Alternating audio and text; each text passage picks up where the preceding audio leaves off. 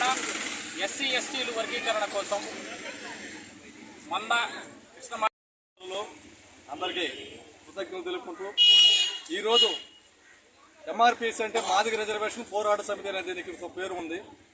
చాలా కాలం నుంచి దీన్ని ఉద్యమాలలో పాల్గొని ఎన్నెన్నో ధర్నాలు చేసి ఉద్యమాలలో పాల్గొని ఎంతో ఇబ్బంది పడినటువంటి రోజులు ఉన్నాయి. అదేగాక ఒక 5 సంవత్సరాలు మాత్రం చంద్రబాబు నాయుడు టైంలో మాత్రము రిజర్వేషన్ మాత్రం అమలుపరిచినారు. ఆ 5 ఏళ్లలో ఈ మన మాదిగ సోదరులు మాత్రం బాగా లబ్ధి పొందారు. తర్వాత మళ్ళీ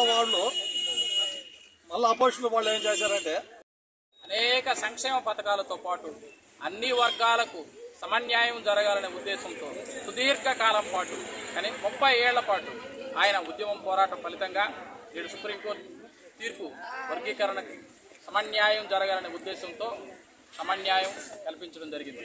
దాంట్లో ప్రధానంగా పెద్దలు గౌరవనీయులు నారా చంద్రబాబు నాయుడు గారు గతంలో రిజర్వేషన్ వల్ల అనేక సంక్షేమ పథకాలు అన్ని వర్గాలకు ఎస్సీ ఎస్టీలకు సామాజిక న్యాయంగా అందరికీ సమన్యాయం జరిగిందని ఉద్దేశంతో ఈ సభామూలకంగా తెలియజేస్తున్నాము. అలాగే ఇప్పుడు మేము ఈ సంక్షేమ పథకాలు ఏబిసిడి వర్గీకరణ అనేది ఒక ఎస్సీలో ఒక సామాజిక వర్గం కాదు, ఉన్నటువంటి 59 సామాజిక వర్గాలకు న్యాయం జరగాలనే ఉద్దేశంతో సుప్రీంకోర్టు తీర్పు ఇవ్వడం జరిగింది.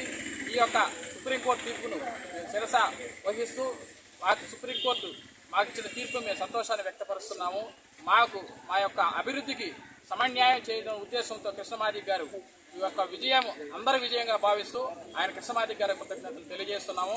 అలాగే చంద్రబాబు నాయుడు గారి కోసం మా కోసం చంద్రబాబు నాయుడు గారు ప్రవేశపెట్టినటువంటి అనేక సంక్షేమ పథకాలలో మా పాత్ర ఉంది అనడానికి ఎటువంటి సందేహం లేదు. ఈ సందర్భంగా ముఖ్యంగా ఆయన యొక్క సేవలను మేము కొనియాడుతూ సంతోషాన్ని వ్యక్తపరుస్తున్నాం.